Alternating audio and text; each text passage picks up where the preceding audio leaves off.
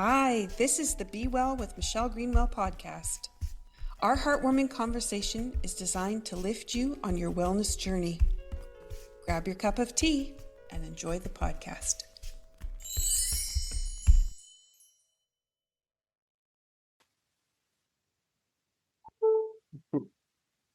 Welcome to episode 7 of Emotions and Healing. Today we are talking about the fire within, circulation, joy, and the rhythm of life. And I'm so excited to have back Kate Montgomery and Denise Cambiotti. Welcome back, everyone. Hello.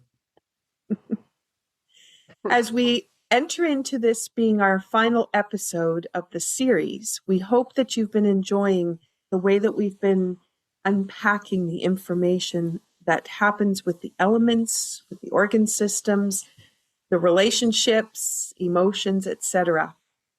And as we've gone through those episodes, you have explored central and governing, which is a great way to look at regulation and inspiration for emotional patterns.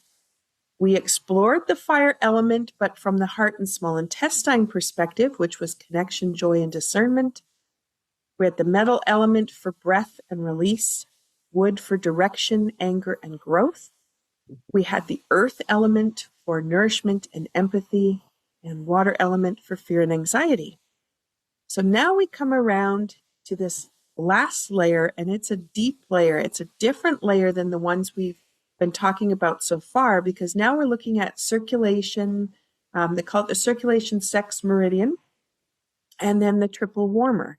And this has to do with glands and hormones and burners, the way the heat is distributed in the body.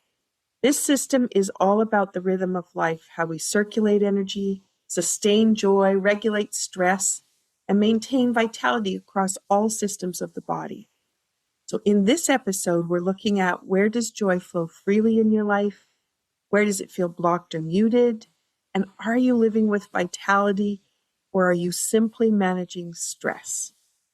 So let's find out the background for Kate and Denise. If you're just coming into this is the first episode. So Kate is a holistic health practitioner, certified sports massage therapist, a naturopathic doctor, a bioenergetic wellness professional, and author. And with a background in respiratory therapy and decades of experience working with athletes, performers, professionals, she supports emotional resilience, physical performance, and nervous system balance. Her work integrates muscle monitoring, movement, and holistic strategies to help clients navigate stress, hormonal balance, and emotional well-being. Denise Cambiotti is a bioenergetic wellness educator and the founder of Muscle Tuners International. She specializes in touch for health, muscle monitoring, meridian balancing, neurolymphatic techniques. She supports individuals and professionals in understanding how emotional stress, glandular function, movement patterns, etc., all influence healing, vitality, and long-term wellness. So you can see by their background, they're packed with all kinds of information, and information you might not have come across before. And this is a great way to start to learn, to open up some of the truths that we've been living by and finding out if they are true, and if there's another perspective, and what is that perspective, and where can it take us? All right. For those of you, if this is the first time into the podcast, then we always provide a healing session while you listen. We do that by setting ourselves up with the beverage that we're drinking. So we invite you to grab some water that you can infuse with the intention we have today. Maybe you've got some tea there. Maybe you've got a cup of coffee. But we invite you to think about what you infuse into that cup so that you can reap some energetic benefits from it while you're listening. And I'm going to ask Kate, what have you got in your cup today? Well, because the weather went cold again, I decided I'd put lemon and ginger today together, and I added a little bit of ginger root to the tea bag. So that's what I'm doing today. Just try to stay warm, internally warm. Internally warm. Beautiful. Thank you for that. And I always love, for those listening, Kate is always running out to the garden to grab another herb and put her teas together based on some fresh ones that come from the garden, which is always delightful. And Denise, what have you got today? Today I have the warmth of a beautiful light green tea with rose petals to honor the fire meridian that we're working with today. Oh, beautiful. Beautiful. Okay, and from the Kate Breton Tea Company, I'm going to talk about Liberty Wine and Power Pack because both of those are teas we created for this fire element and this part of the fire element. Today with that Liberty Wine, I'm going to focus on the ingredients that come out of the Power Pack, but both of them create a rich and energizing experience that helps to support this fire element to go to a deeper level. And from the Power Pack, I chose some ingredients. Cardamom is one you're going to recognize, but I chose sea holly because that's one that people go, what is that? So sea holly is an herb that strengthens and provides resilience. It supports inner stability and the ability to stand strong in one's truth and vitality. And sometimes when those burners aren't working correctly and the circulation isn't like you want it to be, we lose that strength and that vitality. And this is a great way to bring that in. I've partnered it with the cardamom, which is warmth and activation, same as Kate was talking about. Cardamom awakens the senses, supports circulation, and invites joy and openness into the system. So together, these herbs are supporting a balanced activation. So you're not working with burnout, but you have sustained vitality and joy. The affirmation that's on the side of the package is, the fire element supports processing, clearing, and enhancing the most important aspects of joyful living. I just love reflecting on thinking about what do I need to let go of so that I can get to that joyful living part. So cheers. Thank you so much for coming to this 7th episode. And it's been so lovely to chat with you. And I went clear today. So for those that are watching the video rather than listening to the auditory, you can see the golden color. I wanted to do that because I actually really wanted to hold it today and hold that mug. I want to give everyone a little bit of a background. So you have some idea about circulation, about the sex organs, about meridians, how this is all going to work together. And to give you this background, then the conversation can take off because you already have a little bit of background rather than us doing background and conversation at the same time. So with circulation, we have cellular nourishment and renewal. We have reproductive health. So that's the ovaries, the uterus, the prostate, and testicular function. We have blood flow and cardiovascular rhythm, as well as emotional connection and intimacy.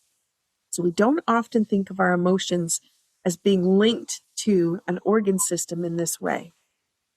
The triple warmer meridian governs heat regulation in the body. We're looking at respiration, digestion, and elimination. There's glandular and hormonal balancing and the stress response, as well as survival mechanisms. So if we're not feeling safe, we'll go into tension, then this system may go into some challenges. Together, these systems influence how we manage stress, sustain energy, experience joy, and regulate our internal rhythm. I wanted to bring forward some of the muscles because I'm always fascinated by this element in the way that it comes together and which muscles are linked to which ones. So from the Touch for Health perspective, the key muscles that come together for circulation sex meridian are gluteus medius, the side of the hip, the adductors, which allow you to pull your legs in, gracilis, which comes from the hip down to the knee, soleus, which is on the lower part of the leg, and gastrocnemius, your calf muscle. So we have from the hip through the inside of the leg, connecting through the knee, down through the leg to the lower part. These muscles help. I hate to interrupt you on this one, Dr. Michelle. Hey, go for it. You've blended the muscles of the circulation sex meridian and the triple warmer meridian. You I led did. off with a gluteus medius and adductors, top marks. And then there's piriformis, which is a buttocks muscle deep down. Ooh, one of those that pinches and gives you sciatica. And gluteus maximus. So those are on circulation sex meridian. And then there's the rest of the lower leg. I just find this is so fascinating that they're all relating to the knee, except the one that relates to the thyroid, which is teres minor. So we have the teres minor, which is in the back of the shoulder blade. Then we have the sartorius and gracilis, which connect like the hip with the knee, and the soleus and the gastrocs are on the back of the calf. And yeah, I don't often look at the muscles laid out that way, but it is fascinating, as you point out, that the one meridian really relates a lot about hip stability, and the other meridian is primarily about knee stability. Mm-hmm. Perfect. Thank you for saying that and catching it. Because yes, you're right. My eyes skipped. And so that's perfect. And I wanted you so beautifully put that together about the stability. And then we have movement coordination that goes with that, grounding, and how we push off of the earth. So where we get our propulsion from. So I wanted to bring that forward. When these systems are in an imbalanced place, we might experience joint instability, pain, maybe there's some fatigue, feeling burnt out, hormonal imbalance, emotional disconnection, masked pain, or a lack of joy. So now that you have a little bit of that framework and you're thinking about muscles in a different way, what I'd like to do is just bring in Denise to extend the conversation. And I just need to check my notes in one spot here. There we go. So Denise, we're going to explore how the meridians fit into the 5-element system. So I know you're bringing up your graphic for that. And then the overall balance of the body. Can you share that for us? Yes, I can. Accepting Zoom has gone silly on me. It keeps telling me I have 2 previews available for seeing. So I don't know which one you're. Are we seeing the 5 elements? There it is. Yay, because it's telling me I have a second document open somewhere and I'm going, I don't know. So we're working here at the top in the red one today. And this element is different than the others. Let's just skip through the other ones again. We have earth with spleen and stomach. Those are organs we've probably heard of. Metal element has lung and large intestine. Again, those are organs. Water element has bladder and kidney. Very, very good. Wood relates to gallbladder and liver. Then we come up here to the fire element. And our very first talk of this series was about the small intestine and the heart, also organs. But the fire element is a little bit different in that it contains not 2, but 4 meridians. So here you've been talking about the triple warmer that relates to glands primarily, and the lot to do with heat of the body, distribution of heat, and circulation sex, which has a great deal to do with the distribution of blood, supporting the heart in the distribution of blood, but also the distribution of hormones, which are critical. So those 2 aren't organs, and they're kind of difficult to explain other than to say, wow, isn't this cool that this model includes not just organs, but the glands as well? How did the Chinese people know that 3,500 to 5,000 years ago? Exactly. And then when you look at those muscles and relating those glands to the idea of which muscles are a part of this whole process, and like you were identifying, teres minor being up in the upper back, but everything else goes hip through the knees into the ankles. So we have a different pattern happening here. Do you want to share a little bit about what happens when people are under a lot of stress? Or today in Tai Chi, we were talking about people who go and they decide they're going to have a new workout plan. So they dive into that and then they are overactive, and then they put stress in a slightly different way. Can you share a little bit about that, Denise? Well, this opens the door to an awareness I got from a system called applied physiology. And coming out of Touch for Health, all I knew is you check a muscle, it looks okay, you're good. And if it unlocks, ooh, we get to do something for that poor muscle that's not carrying its share of the load. Well, I end up in an applied physiology workshop, and I learned that sometimes when you test a muscle and it looks okay, it's not. It is recruiting energy from wherever it can. It's holding its breath. It's locking its knees. And I'm going to be strong when you test me. I can do it kind of energy. And that's not balanced energy at all. And so it was quite an interesting awareness. And it's a foundational piece when I train muscle tuners to not trust that a muscle, when you test it, that looks okay is really okay. And so a huge amount of the population today is walking around with all kinds of compensations just to get through the day, just to lift the bag of potatoes, just to get in and out of bed. There's muscles that are holding their breath and going, I can do it, I can help you with this. And they are not happy. And these muscles often are causing a lot of pain in the body because they get too tight in order to try to hold things together. Now, you get to a certain level and you just can't hold it together anymore, and that muscle goes offline. And that's not just a simple, oh, I'm temporarily out of service. Give me 5 minutes, please, or a day. These muscles blow and fuse and they're gone. So when unaddressed, these muscles are causing havoc because now that causes other muscles to have to come in and compensate for the ones that are pretty permanently out of service. And that can be restored with bioenergetic practices, with all types of practices if you do them. Like Tai Chi and Qigong, it's opening up pathways. And when the pathways are open, the muscles come back. But most people just get tired and they'd rather leave work and go sit in their easy boy and watch TV all night.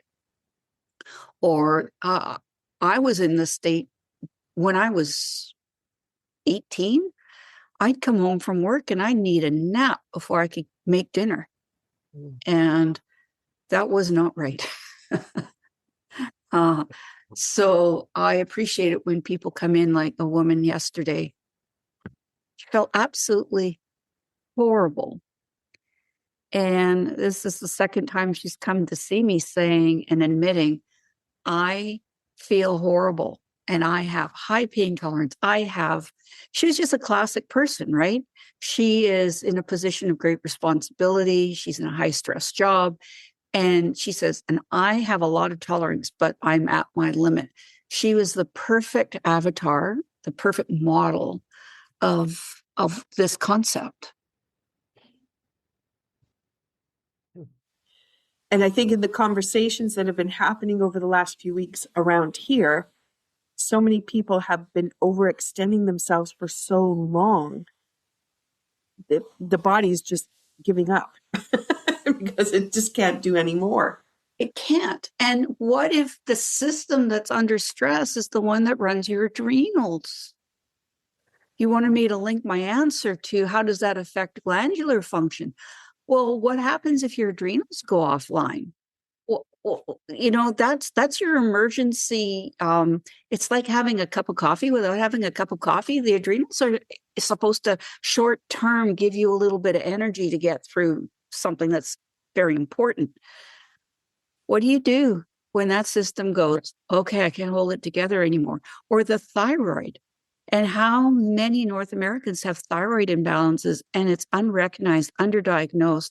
And yeah, I could go into having had conversations with some medical doctors who do not believe adrenals can just stop working unless there's a dis-ease, right? Like they actually know. Or the thyroid, well, it can be low function, but it can still work, right? Well, when there's no gas in the tank, no, those glands can't. And they're not the only glands of the body. Mm-hmm. Exactly. Oh, and so back to emotions, which is the theme of all this. When you have a thyroid imbalance, it's, there's certain symptoms or signs that you look for.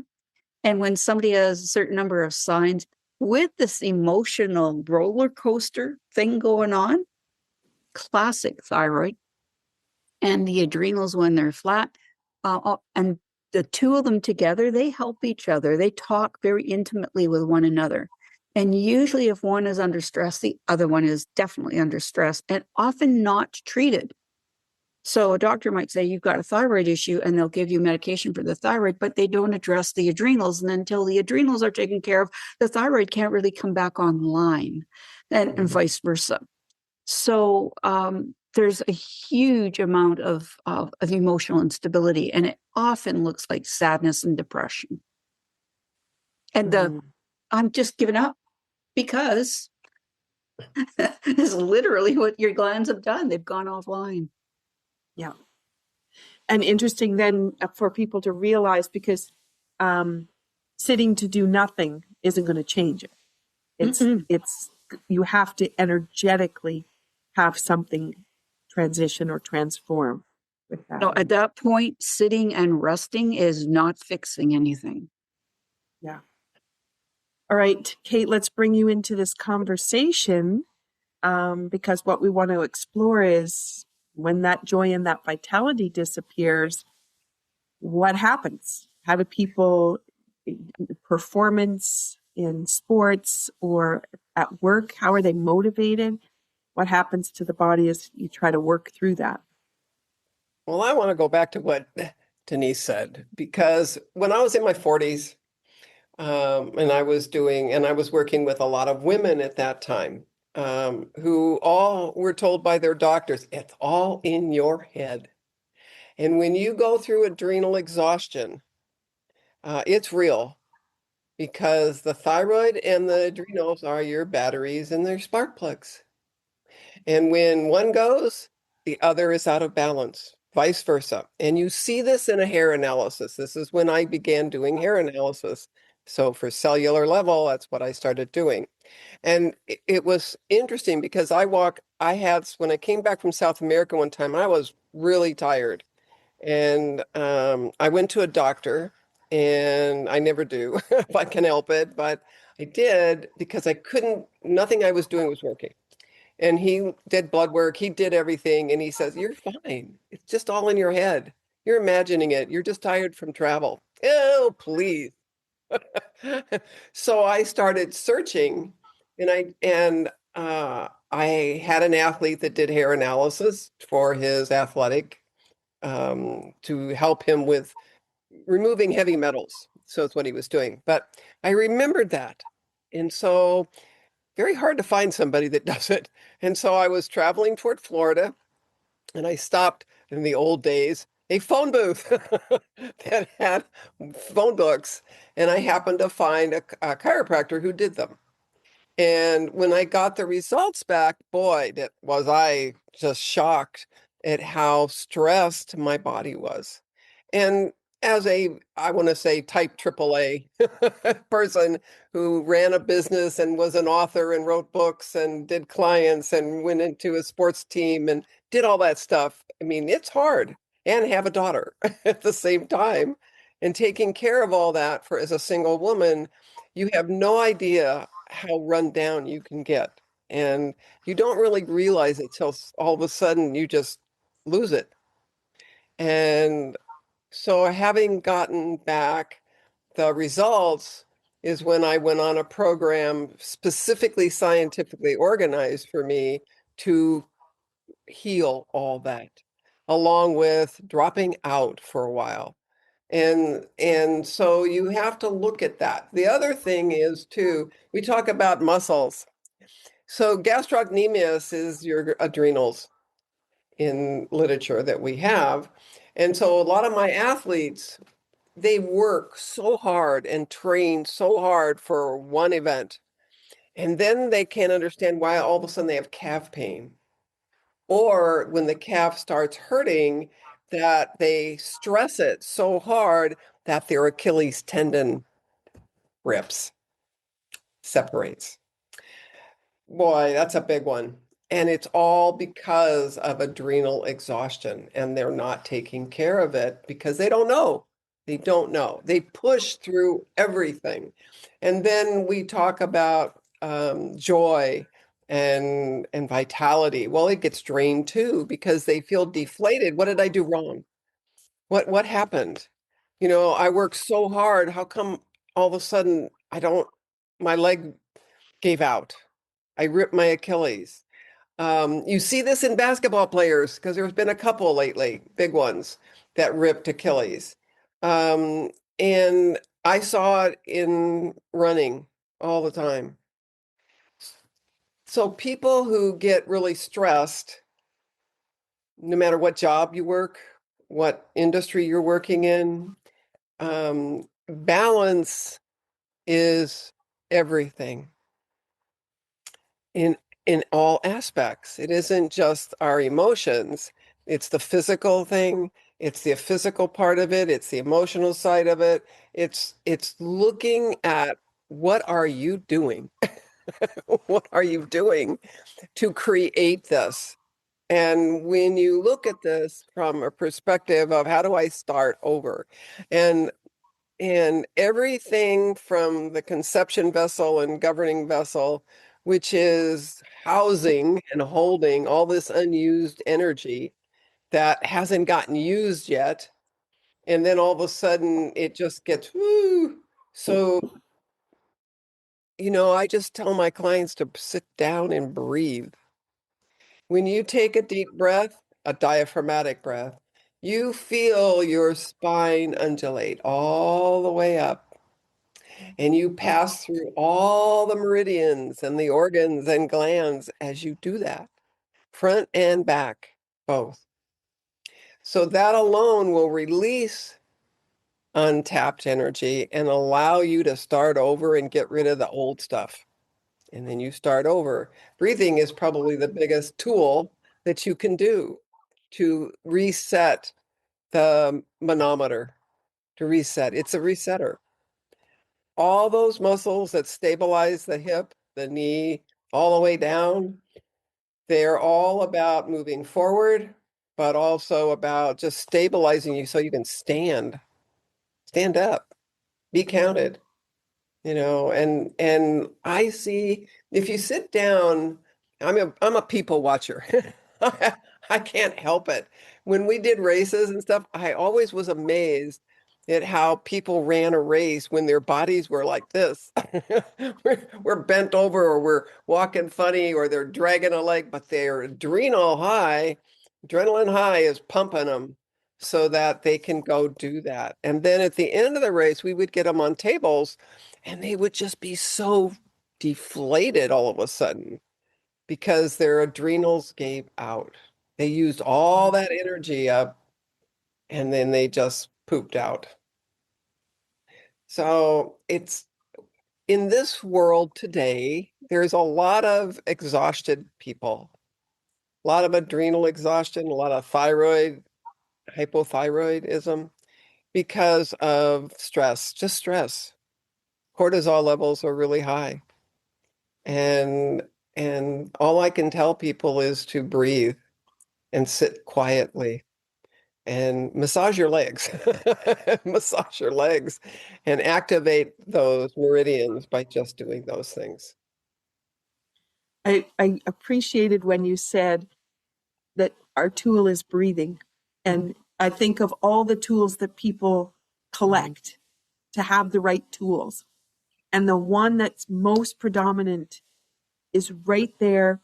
You were born with it. You use it every second of the day. And yet we ignore it or don't even understand it, which is just so amazing in our attempt to find all the other things that could come back. And then I appreciate too, thinking about massaging those muscles that are showing up for the adrenal. That is something too easy to do your calves. Yeah, it's interesting also is that if you watch people breathe, when I used to get them on the table a client, the first thing I do was ask them to breathe. I want to see how they're breathing, how the muscles are moving. Um, most everybody that came did not breathe from their diaphragm. They didn't use it. They breathed from their chest muscles. So you got to see all the intercostal muscles, the chest, and they would go, you look at the neck, you could see like this. And they didn't know how to activate the diaphragm. The belly didn't move. And you had to teach them how to breathe first in order to see if I could actually muscle monitor anything. Because if you don't have breathing correctly and circulating right, those muscles don't turn on. And that's one of the things that I learned early on as an RT, but also as I started learning to test muscles and monitor their resilience, was that if you don't breathe and you hold your breath, and they don't go, they do not move, you know. Um, I'm going to say this, but I was at a Touch for Health conference and I was watching a demonstration and I'm watching like anybody else. And then I watched this person doing all these testing, but I was watching the person on the table wasn't breathing at all, would hold his breath as this person tested. And so I kind of raised my hand and said, you know what? That's not right because those muscles aren't working correctly because that person's not breathing right. And once and didn't know how to breathe, was not breathing right. And so those are the things that I see in a lot of people, is that nobody knows from extreme stress and exhaustion stage of stress and all the different stresses, alarm and resistance, breathing is the number one thing that isn't done correctly. You know, and even if you're doing yoga and you think you're doing it right, probably not. So those are the other things that you have to look at, is to make sure that it's done right and that you're getting a full deep movement, because the spine moves with every breath. You want to get rid of your back pain? Breathe. Yeah. And allow that spine to move. Let the muscles go Yeah. somewhere. Let the vertebra expand. Yeah. And Exactly. cerebral spinal fluid flows into the disc when you breathe. You know, I lay down on the floor and I do my exercises, but I do deep diaphragmatic breathing and I can feel everything go up, and I'm infusing all that fluid into my spine. I get taller all of a sudden because I'm getting all that fluid to pump up my disc. So what is it? The old thing is that you're taller in the morning than you are in the late afternoon. Mm-hmm. Yeah. Yeah. So Beautiful. And today in Tai Chi class, everybody was feeling the weight. I don't know if Easter break or too much chocolate, I'm not sure, but you could see everybody sitting in the chairs, how much weight was on that. And it came up with some of the exercises, but as soon as the mind changed to a thought that was something different, the body just collapsed again. And so just to keep in mind what we're thinking about and how we put it together, that joy and vitality is linked, and the body will show it. Yeah. exactly. Denise, let's bring in the conversation about the hips, the inner thighs, the stability of the hip. What do you notice when muscles are out of balance in regards to these systems? Well, first of all, if I happen to be looking out the window when a client's coming up to the clinic, I can see many of them are not walking properly. Unconsciously, they're walking, and it's usually they're normal and they think there's nothing wrong with it. Sometimes I'll have them, when they come in the door before the session starts, I have them evaluate their walk. Walk from that door over to that wall and back, and just notice whatever you notice about your body, where your weight is on your feet, things like that. And so many people are unconscious that they're hinged forward from the hips when they walk. I do that when I walk uphill. Oops. I catch myself and I go, oh, good posture. Come on, I got to model good posture. But it's funny, the compensations that we do that we're usually not aware of. And so the first thing is when the hip and knee muscles are out of balance, we'll call it balance for lack of a different term. They're not walking properly. And when you're not walking properly, the whole rest of your body isn't functioning properly either. When I see hip muscles out of alignment, especially if it's out on one side, the whole body can lurch. And it's not that dramatic for those that are listening and, you're not watching this recording on video. I just leaned over a bit to the side, but it's really interesting that some people are operating from putting all the weight on one leg and literally leaning over, which puts a huge amount of stress on the system. And then the shoulders aren't working properly, then the neck's not working properly, and they're wondering why they have a headache. And it all can be because of the hips or the knees. So that is one of the things that I see when those muscles are out of balance. And if it's a female and males of a certain age, a maturing age, the muscles around the hips that are relevant to the circulation sex meridian are usually not working properly. And I had an early win in my clinic. I did a session for a young woman with endometriosis. She'd heard about me that I do this way of communicating with the body. And her body clearly told me the gluteus medius muscle was not happy. And so her whole session was about balancing the gluteus medius muscle on the right and left sides of her body to be absolutely tuned right up. And she had a profound life change. And she comes back a month later and she's like, woohoo, the endometriosis pain's gone, this, that, the other thing. She started referring her sister, her mother, her nieces. I cannot tell you how many people this woman referred to me. And one day I was talking with her mom and I says, it's so nice to get to know, the whole family. And they were coming from northern BC.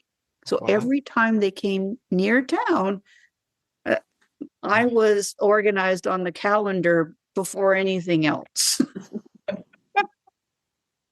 And I asked the mother, I says, well, what on earth really happened there with that early on? And she says, well, I just can't tell you how grateful I am to you. It's really important in our family that families stay together and that marriages stick together. And because of that session, my daughter's not divorced because it was not fun being in that relationship with the pain she was going through and the emotion she was going through. So that's just a story of how powerful the effect of a muscle that's not working properly in your world can generalize and affect things that the average person is completely unaware of.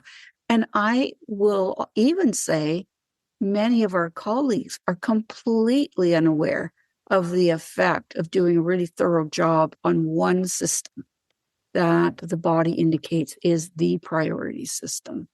Many of us try to do a whole lot, a little bit all over the place. And it's like throwing spaghetti at the wall. Some of it sticks for a while, but eventually it, doesn't hold. And the hip muscles are just integral, like you mentioned at the top of the show.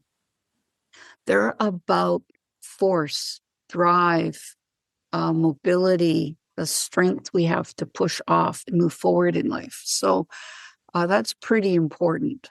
And I've definitely seen when you balance some of these muscles, particularly the hip is an easy one to observe, because sometimes if you drag them around the hip with permission and you say, okay, my thumb is on this hip bone, my thumb is on that hip bone, and my thumbs are like an inch or so apart, it's not because you have a long leg on one side. Oh, I've been told I have a long leg. Oh, sorry.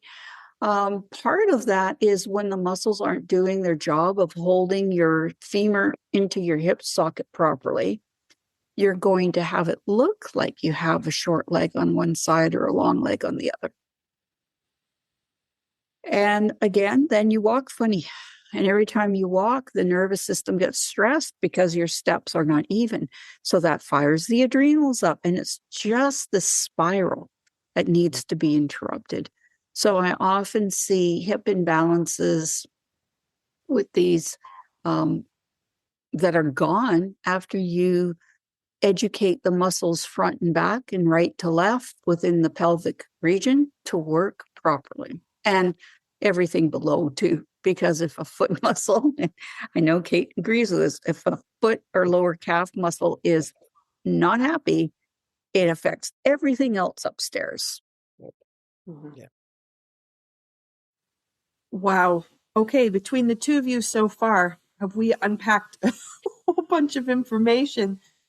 Incredible. And thinking about, I just find it so fascinating when you take those muscles that are a part of a system, and instead of looking at the individual parts, which is kind of how we always look at the body, is coming back to how do they work as a whole unit, and then being able to recognize something like people who suffer from pain of endometriosis and the emotional impact of that it can be, excuse me, related to all those different muscles in their relationship with each other, and then how that expands out into the other systems. We don't talk about that because we always go to the pain point, and then we try to solve the pain point rather than looking at the way the system is functioning and what are those emotions telling us, and what does that mean about our adrenals, and what does it mean about the glandular function. Thank you both for shining such incredible light on this, and the insights that you have from your clinical practice, because there's so many, everybody's individual. You have so many stories of ways that people have been able to change, bring that together. Okay, having said that, and sitting in my wow, Kate, why don't we look at the emotional and energetic imbalances coming back around. So if somebody's challenged by the emotions, how the hip, the knees, and the ankles, whichever joints we want to look at, how they're impacted by those thoughts or those feelings that are coming up. Can you share a bit about that? Anytime, when someone comes to see you, there's a reason, there's a problem. It could be a disease issue like endometriosis, or it could just be, oh, my hip's out. And I ran a really hard race, or I sat too long at work. But there's a stressor. And if that person, and then you ask them, well, how do you feel? How do you feel? Oh, I feel terrible. Or I have pain here in my hip. Or I just don't have the energy to do anything. You have to look at uncovering those things that are prevalent to the area. And so a lot of times I would have that person just touch their hip. Let's use the glute medius as an example. Just touch it. And then think of the emotion that was overwhelming to them. And then test them. And sure enough, it didn't hold. And so you get to see how an emotion actually contributes overwhelmingly to the prevalence of the muscle staying the way it is.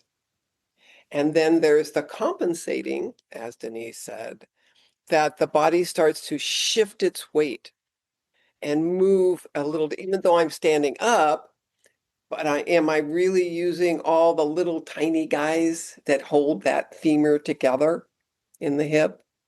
Are all those muscles being recruited correctly to work evenly? Probably not, but I'm walking. But then you watch them walk, and are they walking like a duck?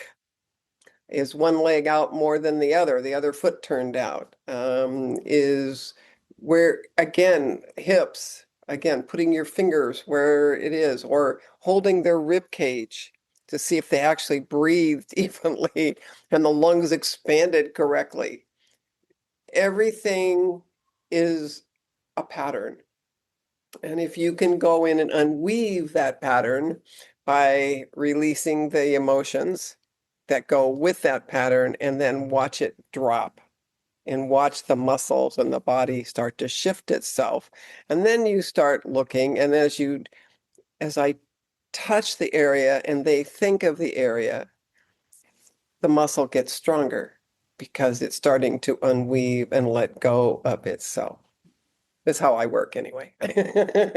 And so it's sometimes when you're doing things different than what's in a book, and I just go with it to see where it's going. I've had a variety of people like Denise does as clients from all different places, and you never know how you're going to approach it until you just start and you listen. You have to listen. You have to listen to what that person's telling you, because a lot of it is psychological. It's an emotional thing that's causing the body to just hold itself and to start freezing itself. And the legs get maybe really tight and they're hard and circulation isn't as good. That's all about an emotion. That's an emotion that needs to be released in order for the muscle to say, ah, I can let go now. Oh, I don't know what else to say. It's like there's it doesn't matter what career you're in. You know, if I'm a performer or if I'm a massage therapist or, musician or just an average person, housewife who's doing something all the time. Nobody's average, but if you're just living your life, there's stress everywhere. It doesn't matter, but the body shapes itself due to that stress. And you have to look at all the factors that we're talking about today in order to unweave it. What Denise just talked about, here you got a whole family coming in because one person, it fixed it. Endometriosis is devastating. It can ruin your marriage. It can ruin your life. And doctors do not know what to do about it. And when you can unweave it to what she did, then you save somebody's life and you save somebody's marriage, and then the whole family gets saved at the same time. So the family sticks together because they found a real outlet. They found somebody that knew what they were doing. Thank you, Denise. You're welcome, but I didn't plan any of this. I allowed her body to communicate what it needed. Exactly. But you were the instrument that allowed the body to let go because you gave it permission. And when you give permission and it just does it naturally, oh, okay, it's time. It's definitely not paint by numbers, the work that we do. No, it's not. There's no map to this one. It goes all over the place. And the thing is it might look really complicated, but it isn't if you allow the body to guide you. And like this first responder I was seeing yesterday, I had intentions of doing this, that, and the other thing because she needed that for absolute sure. But her body gave me signals, and I just parked everything I had planned to do to the side to do something that her body indicated. And I knew it was profound because I just decided not to follow my agenda because of what she said when she came in. She sat down and she said, I want this, this, and that. I followed her body's agenda. Yeah. And I went, oh, wow, no wonder she's feeling all this, because this and this are fighting amongst each other, and those are pretty critical systems. Yeah. Put the system back online and everything else. You should have seen her face like about 16 times in this session. I'm sorry. It was such a joy to work with her, because she had this look of shock in her face, and she would just like laugh. I'd say, do this or think about that. And she's nervous laughing, because she's like, it's different. How can it be different that fast? And Kate, when I spoke with you last year sometime, and I said, we got to connect with Michelle, because you're going, we need more people to know about this. How do we reach more people? And one by one by one, and now through this recording, thank you, Michelle, for the platform to share these stories. Because even when I was a level 1 student, my very first class, thinking I was doing things all wrong, I was still having a profound effect on one person and the ripples in their community. And so while what we're talking about might sound like it takes years to study, it's just like, once you're in, you're in. and you learn with every client a little bit, or you soak it up somehow. And then it's like learning a few steps to dance, and then letting yourself go with the music, and you're dancing, and it's beautiful. So, and again, it's not paint by numbers. It doesn't have to be. A piece of art can look beautiful just because it was coming from your heart. Yes. And I still, from one of the episodes, and I think, Kate, you had said it, and I think we've all talked about it, is once you learn these tools, you can never go back. And I have been sitting with that, reflecting on it, and thinking how absolutely juicy it is that you never go back, because you just have this knowledge. Or if you choose to ignore it, then you still live in Wonderland, where I wonder why I have, but that opportunity to go, I can find out why. And this is so beautiful. I wish sometimes in classes, a long time ago, some of the classes I took, I remember the instructor teaching a certain thing, and then I would be standing over that person and going, and then all of a sudden there's a part of me that says, no, if you do it this way and you do it that way, it works better and you get a better result. And sometimes, I mean, it's nice to learn what you're being taught, but then there's a part of you that starts seeing a better way. And I wish sometimes that we could just teach students to open up and let that intuitive come out and start there, because it's great to have a playbook to go by, but then not throw it away, but then just put your hands there and feel the energy, feel what's really going on, or listen as you scan the body, feel what's it. And that's kind of what I started doing, because once I started opening up myself and allowing this other part of me to start listening to that person's body and not just doing a mechanical thing, the difference was amazing, just like what you did, Denise. And when you do that, then the whole outcome is totally different. And that's why the person starts laughing and says, oh, is that easy? Oh my gosh, really? Yeah, that's what's marvelous about the work we do. That's really the most amazing gift that we can do, is that we're open. One of the students I had last week was doing a sleep workshop and explaining from this perspective how to look at sleep challenges. And he came after the class and he said, the gift you gave me was, I can ask my body a question and it will answer me. And he said, I've wondered about that my whole life. And he had admitted he was 78. Didn't look 78, so I was very surprised. But at 78, he'd always wondered how could he communicate with his body.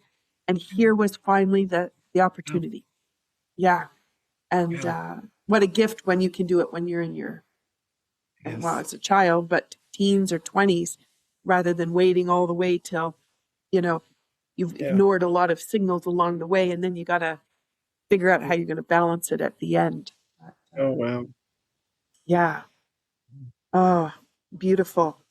I'm thinking about our conversation has shifted into how we've learned some of these techniques and what it's meant. And I appreciate, Kate, you bringing the idea of the intuition and training from a place of intuition.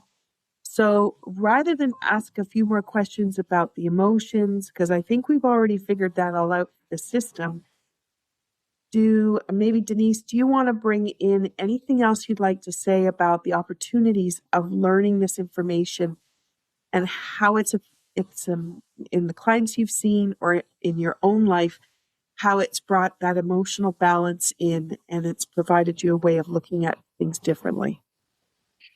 I'm actually not clear on your question. Just your experience with learning this material, maybe what you've noticed in class with students or clients, but maybe it's from your own personal experience, how valuable this has been for you. Okay. Well, first of all, I can't tell you how many times the best day ever that I can have is teaching a level 1 Touch for Health class live. So we have these people going, I've seen you or other people do this thing called muscle testing, and I kind of want to learn how to do it too.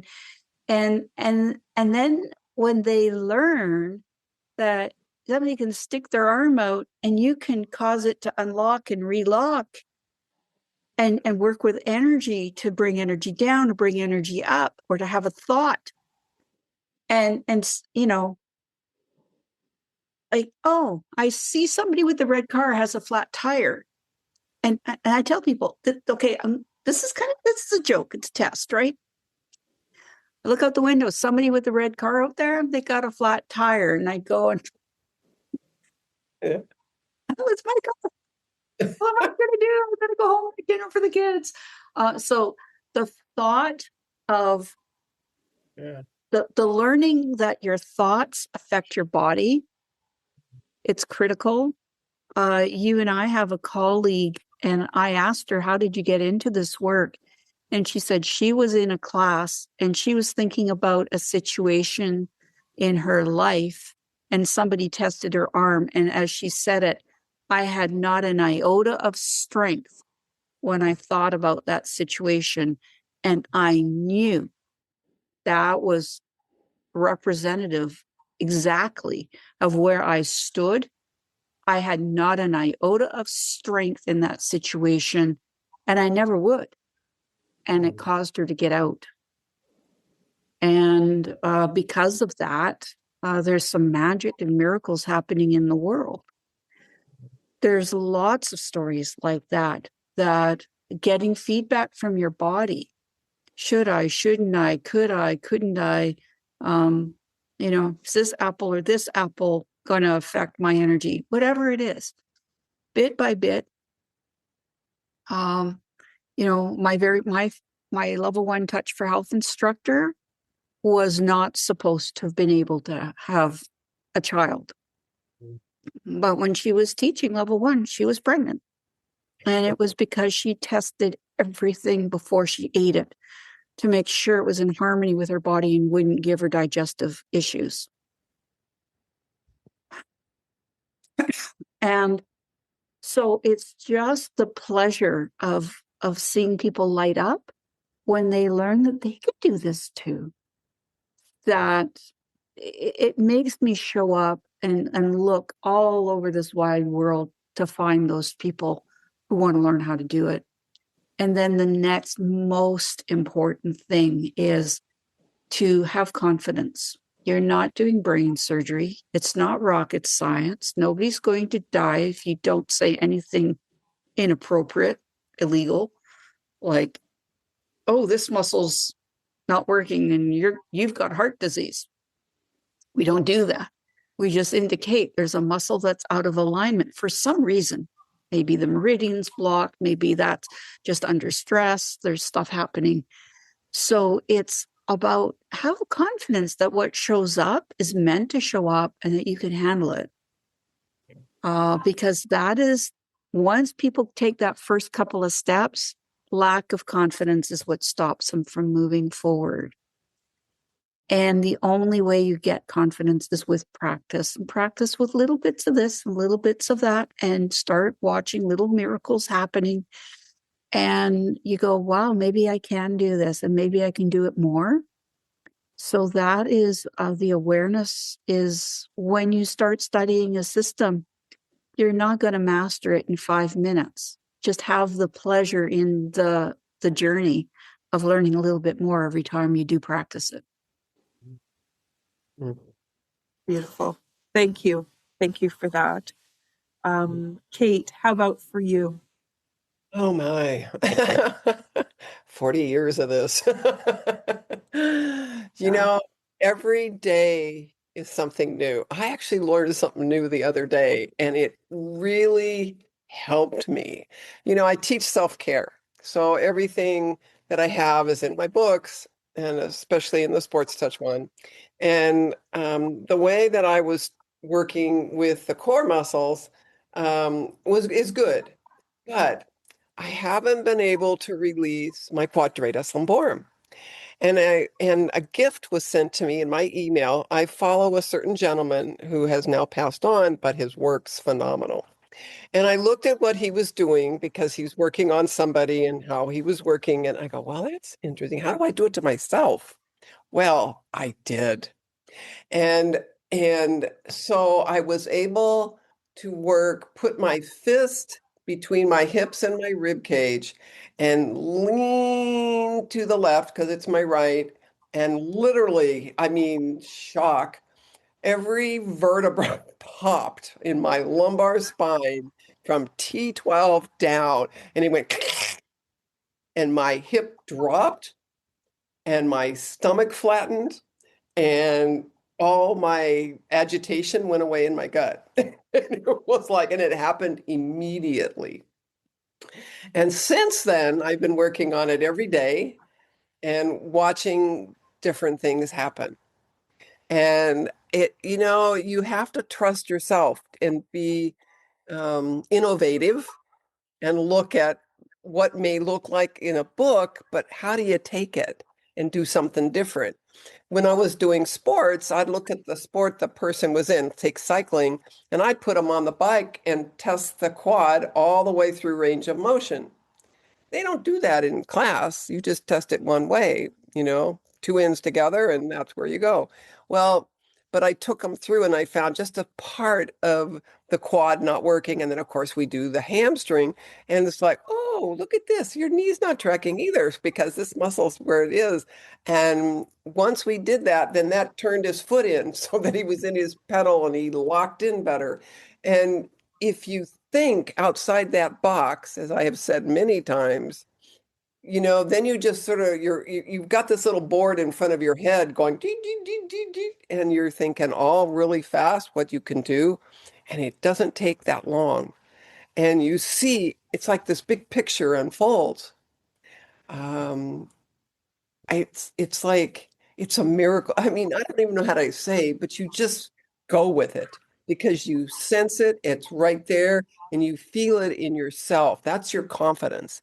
And every person that learns to do any of body work or whatever they're doing, you trust. You have to really trust that you're doing it right. And even if you're doing it wrong, that doesn't mean it's wrong because maybe it's telling you to look at it this way. So instead of testing the arm this way, maybe I'm testing it back here, or I'm testing it out here, or I'm going here. You take it in range of motion. Don't be afraid to try different avenues. Every direction is it opens a door.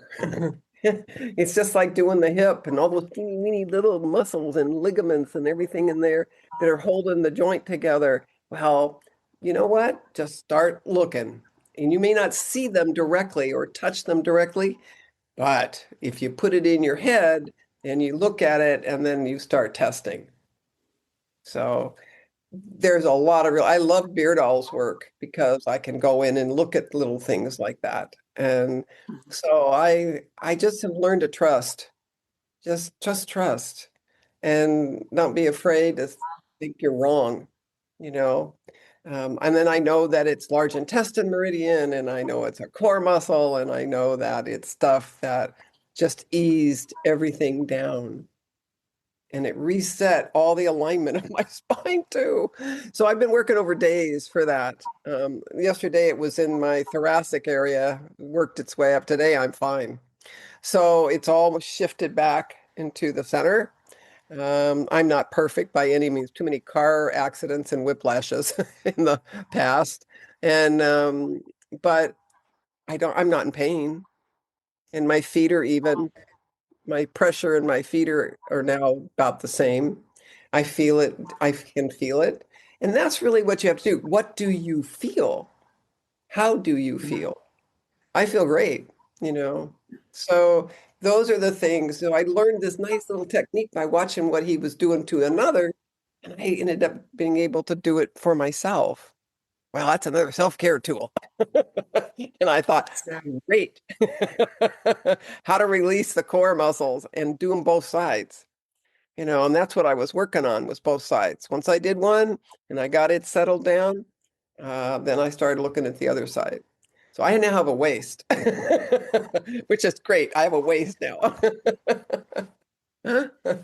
So as everyone's listening and we're looking at the stories that have come forward today, and we think about our emotions, we think about how our emotions affect our day, we think about the joy and the vitality that we want to be living by.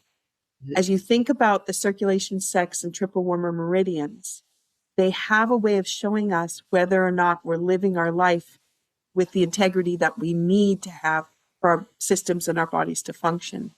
So you can look at how you're regulating your energy, sustaining your vitality, reconnecting with passion and purpose. And as we bring this series to a close, we hope that we've accomplished giving you a new way of thinking, new ideas or possibilities, as well as maybe open you up to the idea that maybe you want to learn these skills and you want to be able to advance your self-care toolbox. It has been an absolute delight, Kate and Denise, to be able to sit here and be that fly on the wall to the incredible knowledge and expertise that you bring to this profession. And thank you so much for all that you have shared in your stories and in your knowledge. And I so appreciate being able to do this series with you. Thank you. Thank you for letting us be here and doing that. For me, it's been just enormous to think back all the years that I've worked and being able to talk about it again. Mm-hmm. So I thank you very much for that. Yeah. We're going to give you a little call to action as we close off. We want you to think about how you're supporting yourself. Think about what kinds of tools do you bring to your toolbox and how can you advance it? With the way we've looked at emotions and healing, as I like to tell my students, if the pain moves around the body, it's emotional. And how lovely is it to know that it's emotional because you can do something with that. It's not a structural problem that's going to require someone else to fix it like a broken bone would require a cast. In this case, we can move around the body and let it release those layers or unveil those layers for us. So we'd like you to consider how you might be able to build that self-care toolbox. And then how can you share it with someone else so that they could benefit? So there's your call to action.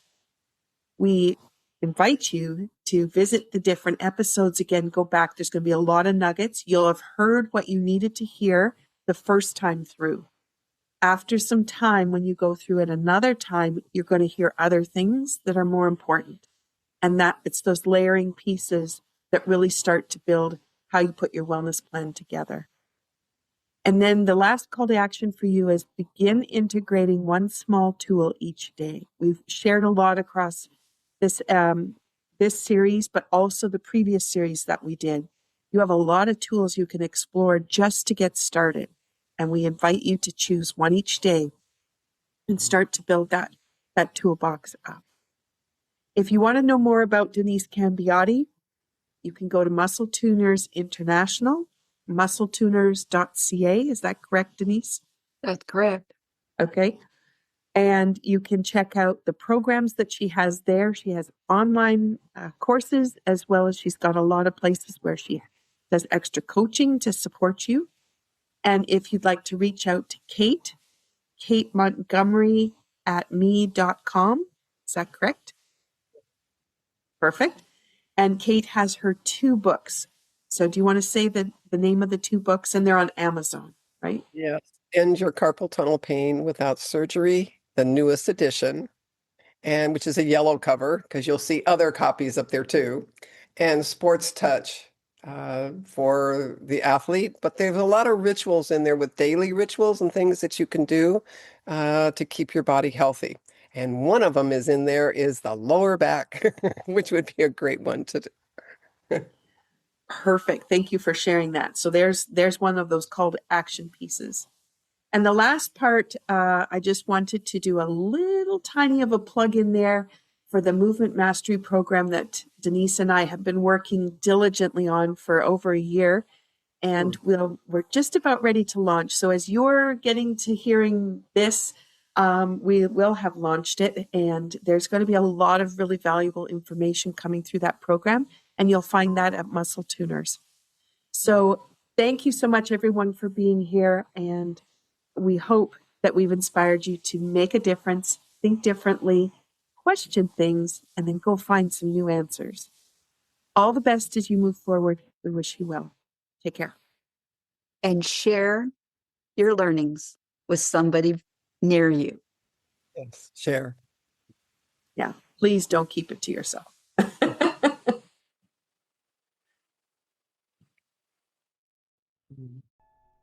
Thank you for listening to Be Well with Dr. Michelle Greenwell. There are a couple of resources I want to just point out. When you go to the website greenwellcenter.com, you'll have a pop-up window. That pop-up gives you the top 8 easy stress releasers that you can use every day. That's something you can put beside your computer, the bathroom mirror, beside the bedside table. A great resource. Also, my YouTube channel. It is full of playlists with all kinds of different ways that you can activate energy and bring vitality into your day. You can find that when you go to YouTube at Michelle Greenwell. And last, if you're a Linktree person, Linktree, linktr.ee/Greenwell Center.